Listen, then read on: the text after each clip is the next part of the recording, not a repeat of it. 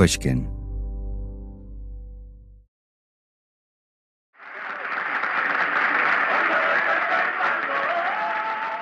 The mariachi band played as John F. Kennedy and his wife, Jacqueline, made their way through the cheering crowd. It was early on a warm fall evening in 1963, and the ballroom at the Rice Hotel in Houston, Texas, was packed with people. They were all there to cheer their president. He was handsome, as usual, in a dark blue suit, his eyes sparkling, shaking hands as he moved towards the stage. Jackie followed close behind, elegant in a black velvet jacket and her signature triple strand of pearls. If there was anything more glamorous than this couple, the people of Houston hadn't seen it. It was November 21st, 1963. The next day, Kennedy would be shot and killed in that fateful motorcade in Dallas. But on this evening, one moment out of the last few he had alive on Earth, he was making his way forward through the room, following an honor guard of men, snaking through the adoring throng of women with big hairdos and men with skinny ties. There was one man in the honor guard that everyone in that room knew. Sergeant Macario Garcia, a hero of World War II, the first Mexican citizen to be awarded the Medal of Honor. Sergeant Garcia and the rest of the group reached the dais at the back of the room. The mariachi band leader shook the First Lady's hand, and then the crowd and the musicians got quiet. Sergeant Garcia took his seat behind the president, and JFK stepped to the microphone. Ladies and gentlemen, my wife and I are very proud to come to this meeting. Won't all of you sit down? The world would change the very next day. But Macario Garcia was with JFK on stage that night because he had changed the world as well. I'm J.R. Martinez, and this is Medal of Honor, Stories of Courage. The Medal of Honor is the highest military decoration in the United States, awarded for gallantry and bravery in combat at the risk of life above and beyond the call of duty. Each candidate must be approved all the way up the chain of command, from the supervisory officer in the field to the White House. This show is about those heroes, what they did, what it meant, and what their stories tell us about the nature of courage and sacrifice. This episode is about Macario Garcia, the man sitting behind JFK that night in Houston. He came from enormous poverty, migrating to Texas with his family as a toddler, working in the cotton fields as a child. He stepped up when his country asked him to go to war. He was a hero of remarkable grit. But what happened to him between the day President Truman hung the Medal of Honor around his neck and the moment he stepped onto that dais behind JFK was a struggle, equal to anything he met on the battlefield. On a core level, Macario's story is about what it means to make a country your home, what we owe our country, and what our country owes us.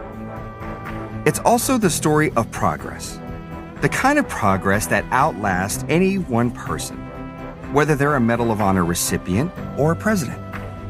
Because if there's one thing Macario Garcia did, it was to keep pushing into battle, into the hopes of a better future, with relentless, heroic determination to never, ever go back.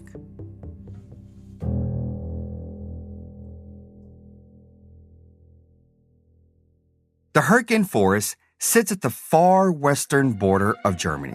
Straight from the German folk tales of the Brothers Grimm. It was November of 1944. The fairy tale forest was now a battlefield. A name that would come to symbolize the long-drawn heartbreak and despair of war, as surely as its fairy tale counterparts had enshrined the nightmares of childhood. The men of the 22nd Infantry Regiment of the U.S. Army had one mission at the Hurtgen Forest: to fight their way through it, pushing deeper into Nazi territory. It would be some of the most difficult terrain of the entire European theater of the war. And some of the hardest fighting in that forest would fall to a young soldier in Company B of that regiment, Macario Garcia. Macario had been born in Villa de Castaños, Mexico, in the state of Coahuila, just a handful of hours from the Texas border. But he spent almost all his life, until now, of course, in Sugar Land, Texas, a ranching and farming community outside of Houston. He had never seen anything like the Hurtgen Forest. For one thing, the conifer trees were so tall and tightly clustered that it felt like twilight, even during the middle of the day. The very few roads that existed in the forest were laden with mines, so tanks and other vehicles couldn't use them. That meant that the American GIs had to travel mostly by foot, carrying whatever they needed. And the weather was just awful, soaking the soldiers in a near constant mix of snow, sleet, and rain. The winter became as vicious an enemy as any lurking behind the trees. In the Hurtgen Forest, it was war where battle tactics lost their meaning, where gains were still measured in yards, in feet, in dead. The Germans had plotted every acre of the forest, so they knew exactly where to fire their artillery. And when a shell hit, it wasn't just the steel shrapnel that rained down on the GIs.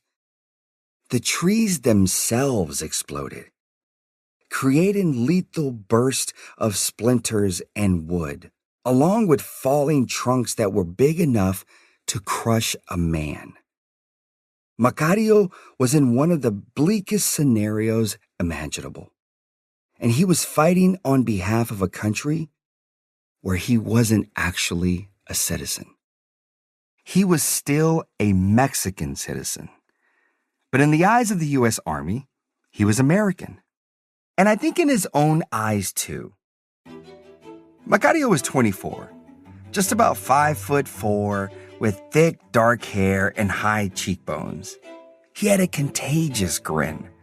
But while small in size, he had quickly proved himself to be an intrepid soldier with amazing grit and determination. He'd been wounded on June 19th in France and refused to be evacuated to the hospital, insisting on staying with his unit. For that, he was awarded his first Purple Heart. Then in September, he was awarded a Bronze Star after he snuck into German territory on a scouting mission, staying for 3 hours, risking discovery and death every minute he was there.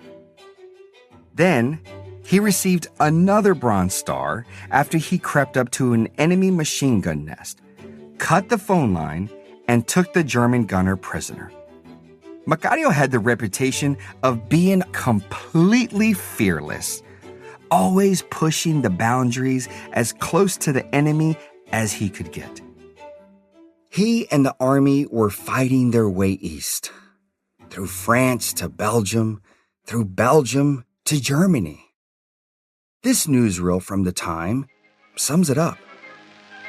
It was slugging and slogging, shoot and march, grab a nap when you could, eat while you hiked. It was a hell of a way to seal France, but we sure covered ground. The Nazis were in retreat, and winning the war felt like it was within the Allies' grasp. But Hitler had ordered his army to hold the line at the Hurtgen Forest. So now, Macario and the rest of the 22nd were facing a situation where the enemy was dug in, hiding behind trees, and where every foot of ground came at a high cost.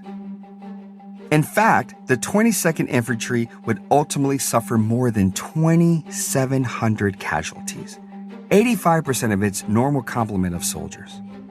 All that loss to take 6,000 yards of forest and a single village.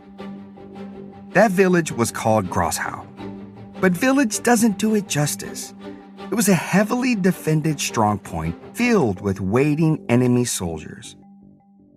By November 27th, the infantry had been trying to take the village for days, getting beaten back mercilessly each time.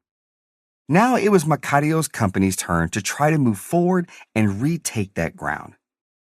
He and the other 100-some-odd men in Company B knew what they were facing: artillery, machine guns on the high ground, and an enemy that had been ordered to not give an inch. Actually, the situation was even worse than it had been in the days before, because the Germans knew exactly what was coming. Company B could barely make any headway. One platoon went forward, and 17 of the 18 men were killed or wounded. The next platoon suffered a similar fate. By now, Company B was reduced to only 35 men. Yet when it was time for Macario's platoon to enter the battle, he volunteered to go first. As he later said, quote, "I was acting squad leader, and I'd just as soon do it as ask somebody else to." He and another soldier, Charles Edwards, headed towards the woods around the village. They had gotten within 20 yards when all of a sudden, a machine gun on a hill in front of them started firing. They were pinned down. Macario looked to his side and saw Edwards get hit by a bullet in the head. He died instantly. And then Macario was shot as well, right in the shoulder. The pain must have been excruciating, but Macario refused to go back to safety to be evacuated for medical help. Instead, he crawled forward alone, up the hill and through the brush, inch by painful inch. He reached a spot near the enemy's machine gun nest and surprised a German soldier. Macario opened fire. The German did too. A bullet hit Macario in the foot, but he shot the German dead. Macario had taken 2 bullets now. It didn't stop him. He kept moving forward, toward the machine gun nest that had shot down Edwards. As he later said, quote, "I did not know the wound was that serious. I was numb, I think. And besides, we were moving forward and it was not the time to stop." Macario got close to the machine gun nest, and then he took out a grenade, pulled the pin, and hurled it at the gunners. It exploded, destroying the gun. 3 Germans came running out. Macario aimed his rifle and killed those men as well. 1 enemy position taken out.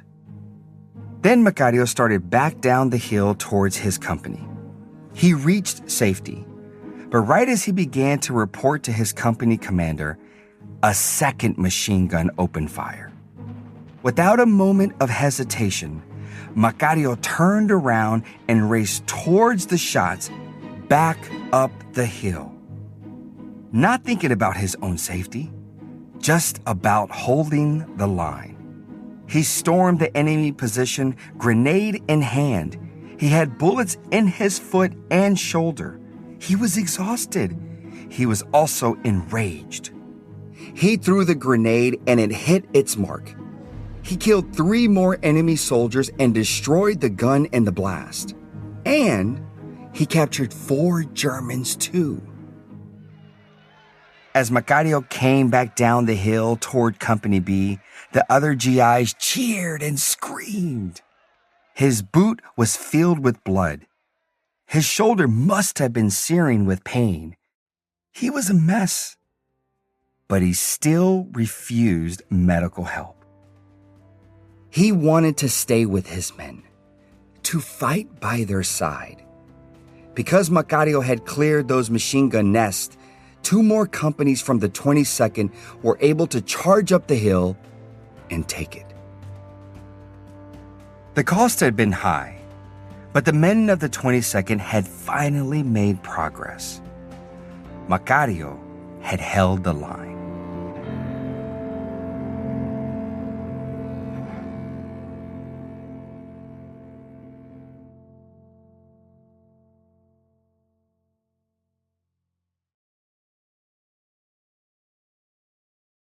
Macario spent almost 6 weeks recovering from his wounds in England. But the moment he was well enough to go, he asked to be returned to the front line. But by that point, it was clear that the Allies would defeat the Nazis. Soon enough, Macario was rotated back to the U.S. in March of 1945. That April, General George Patton signed off on his recommendation for the Medal of Honor, noting Macario's, quote, courageous leadership and supreme devotion to duty. Macario couldn't wait to get home to Sugar Land, Texas. He had sent every penny of his pay back to his family. He knew how much they needed it. He was one of 10 children. The entire family were farm laborers. As was true for most rural households like theirs, the kids were expected to start working in the cotton fields as soon as they reached school age. So a Medal of Honor ceremony, something that placed them and their son in the national spotlight, was never something they'd expected. His friend, Jose Hernandez, remembers it well. They didn't know a word in English, and there was some question in their minds whether they could even dress to go to the White House. So Carlos Garcia, the oldest brother, went in their place. He took his brother Carlos to the White House as his date. Then, it was back to Texas and more events. On September 6, Macario greeted reporters and various Houston dignitaries at a reception in his honor. But he was more than an hour late, racing into the festivities breathless and soaking wet. He had to hitchhike all the way from Sugar Land. He apologized and said, quote, I'm a country boy, you know. The start treatment had to have been overwhelming. Macario was now the first Mexican citizen to be held up as a perfect example of American courage. But I think Macario must have already considered himself fully American. He lived in Texas since he was 3. And in the war, in the army, Mexican-born soldiers like Macario were treated as equal to white ones. They weren't segregated. More than 500,000 men of Mexican ancestry had joined the ranks of the services during World War II. And of those, 15,000, including Macario, were actually Mexican citizens.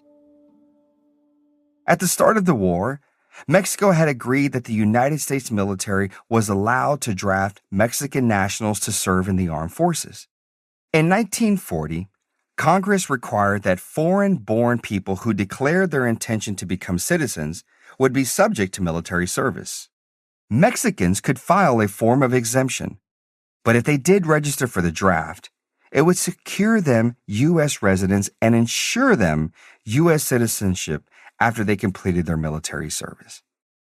Putting themselves in harm's way for America was a risk that many were willing to take in exchange for full acceptance as citizens in the United States. And the risks were high. Of the 15,000 Mexican nationals who joined the armed forces in the war, 1,492 died or were injured, taken prisoner, or disappeared. After that kind of sacrifice, Mexican veterans like Macario returned home assuming that the United States would see them the way they felt inside, as full-fledged Americans. But Texas wasn't the Army. Ernest Aguilla, a fellow Mexican-American Army vet, remembers going from the service back to South Texas. When I came back, we were considered second-class citizens, even though we had spent not only our lives, but 4 years of our lives in the Army fighting for the people back home. Macario's little brother, Lupe Garcia, was only 2 when Macario returned from the war.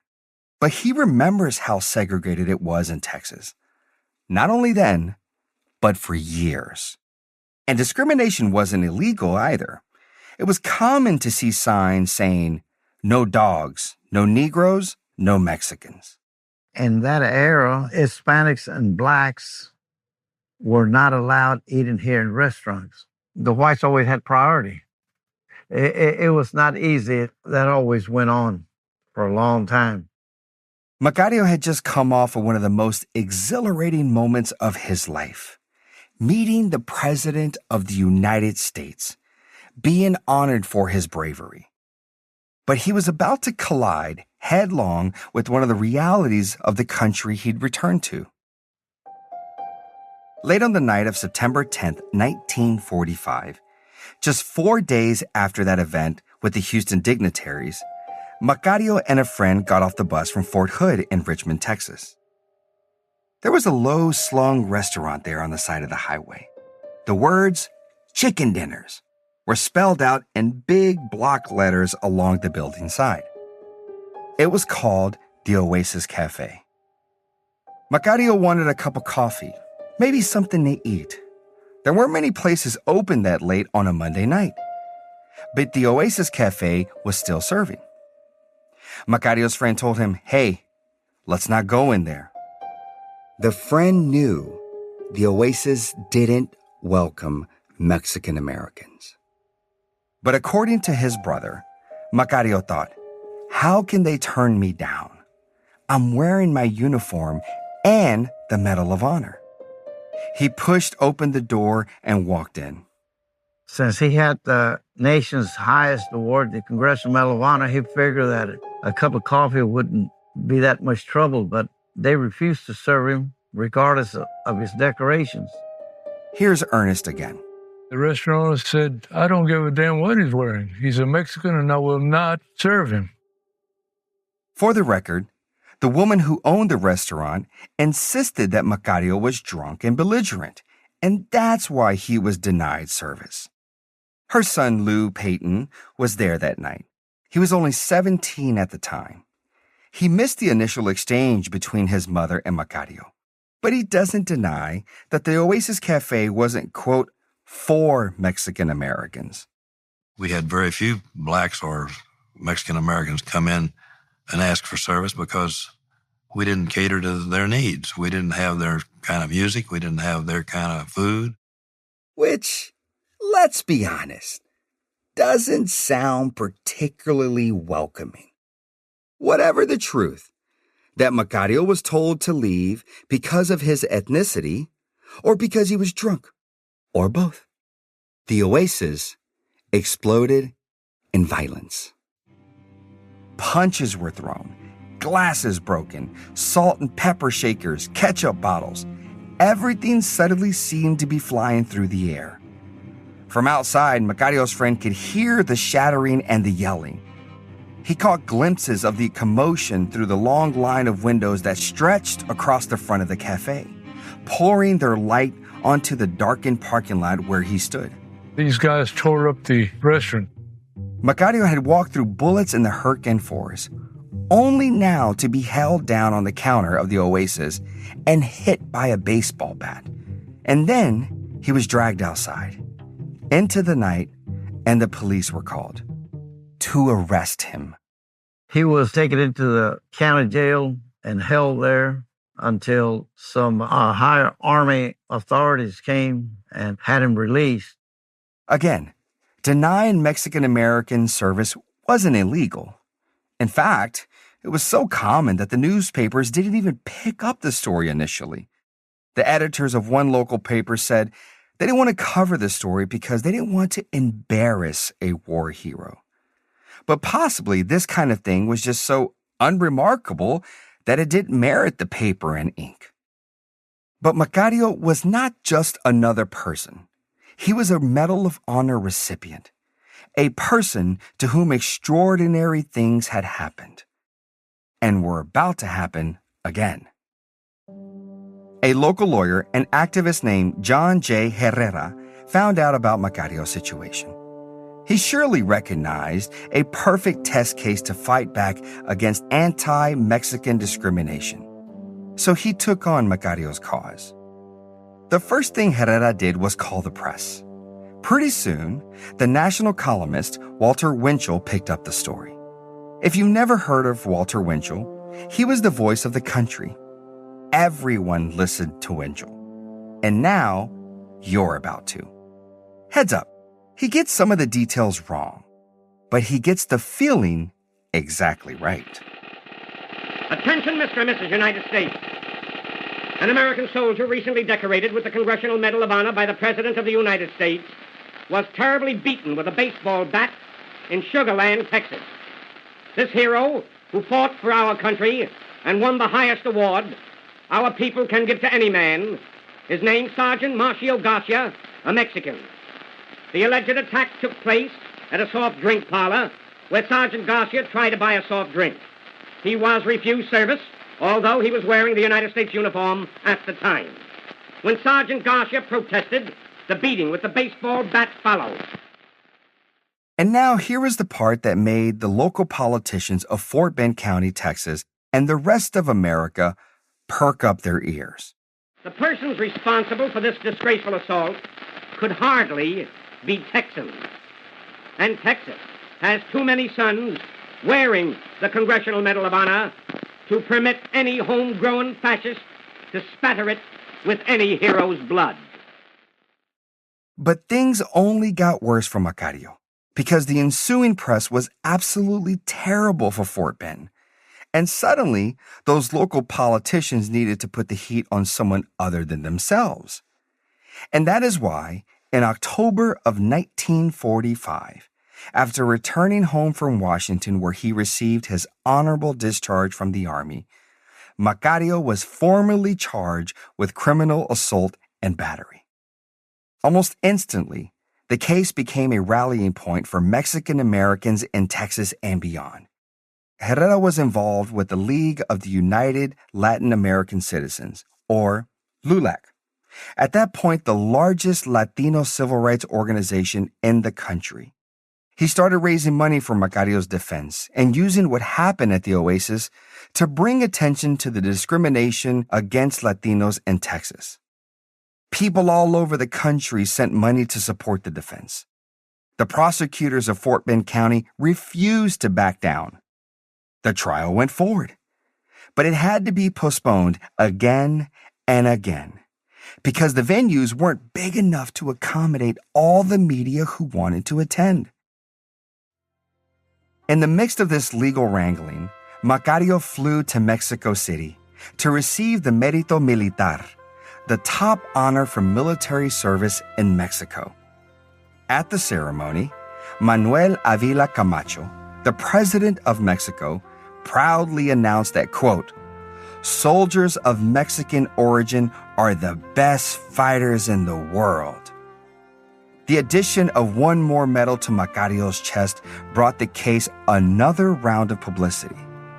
And then, in June, supposedly because Harry Truman himself stepped in on Macario's behalf, his case got a new lead defense attorney, James Allred, the former governor of Texas. And soon enough, the charges against Macario were finally dropped. Once again, Macario had held the line and prevailed.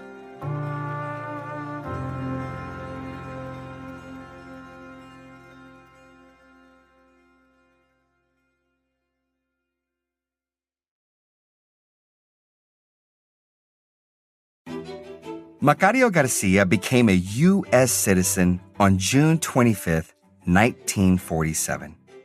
Macario went to work for the Veterans Administration. He made up for the lack of education he had as a child. He went back to school. He got married. He had 3 kids.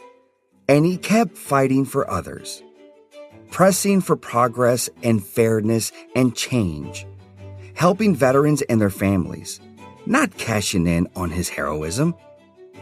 Macario always insisted that he hadn't done anything extraordinary on the battlefield. He had just been in the right place, in the right time, with the right people watching. As the years rolled on, the world became a bit more progressive. John F. Kennedy was elected on a wave of support for civil rights, including for Latinos. In fact, it was LULAC, the same organization that had rallied behind Macario's case, that helped get the Latino vote for Kennedy. Which brings us, of course, to that night before Kennedy died, the evening of November 21st, 1963. JFK was on a multi-day tour of Texas. And the second it was clear that he would visit Houston, John J. Herrera started working to get the president to a LULAC event. The effort paid off. Although they were told not to advertise his appearance, LULAC was informed that the president would drop by the event as a way to thank them for their past support and rally them for the upcoming election. And when he showed up, there was Macario. JFK came to the LULAC convention, and he was greeted at the door by my brother, Sergeant Macario Garcia. Macario led the honor guard and sat on the stage behind the president as he spoke to the crowd. The United States is not only good neighbors, which we were in the 30s, but also friends and associates in a great effort to build in this hemisphere an alliance for progress, an effort to prove that in this hemisphere, from top to bottom, in all of the countries, whether they be Latin or North American, that there is a common commitment to freedom, to equality of opportunity, to a chance for all. Then his wife, Jackie, spoke in Spanish to the sound of cheers. Estoy especialmente contenta de estar con ustedes, que forman parte de la noble tradición española. The whole presidential visit only lasted 15 minutes. But to the people in that room, it felt monumental. The start of something better. And then, the next day, Dallas. It's official now. The president is dead. Women here in shock, some fainted. Secret Service men standing by the emergency room, tears streaming down their face. There's only one word to describe the picture here, and that's grief, and much of it. Anyone alive that day felt the gravity of that moment, the sadness, the sense that a man who had done his level best to lead the country forward had been cut down in his prime. But that's why I keep thinking about what it means that JFK was with Macario the night before. It's a reminder that change and progress aren't the work of one man or one moment, but of a steady, constant pushing, holding the line, edging it forward if you can, accepting the sacrifice.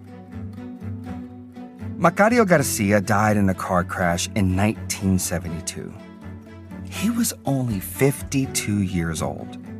The funeral went on for 2 days. Thousands of people attended. And eventually, Macario's name was enshrined in Texas.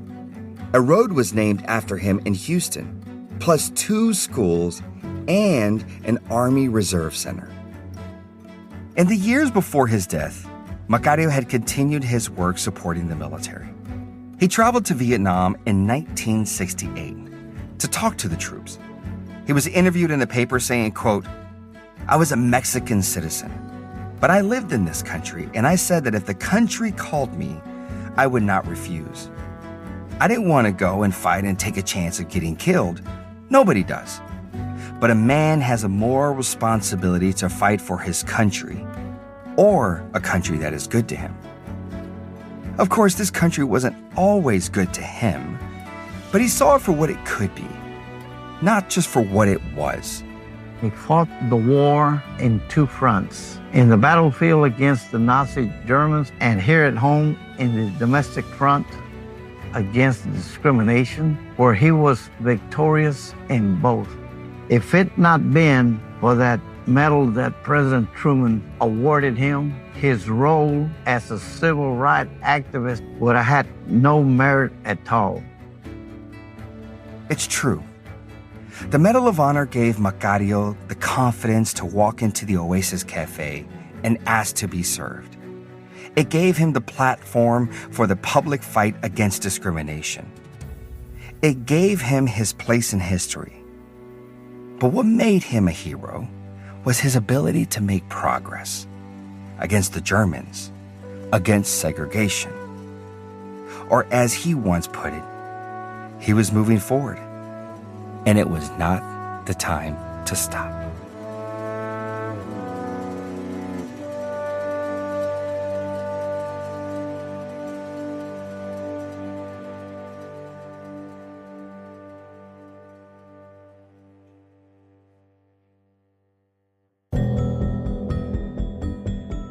Medal of Honor, Stories of Courage is written by Meredith Rollins and produced by Meredith Rollins, Jess Shane, and Suzanne Gabber.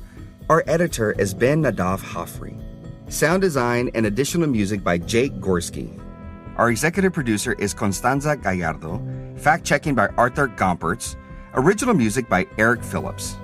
Special thanks to the Congressional Medal of Honor Society, the John F. Kennedy Presidential Library and Museum, the Houston History Research Center, Houston Oral History Project, TCU Mary Couts Burnett Library, and WETA. We also want to hear from you. Send us your personal stories of courage or highlight someone else's bravery. You might hear your stories on future episodes of Medal of Honor or see them on our social channels. All you have to do is email us at medalofhonor@pushkin.fm. I'm your host, J.R. Martinez.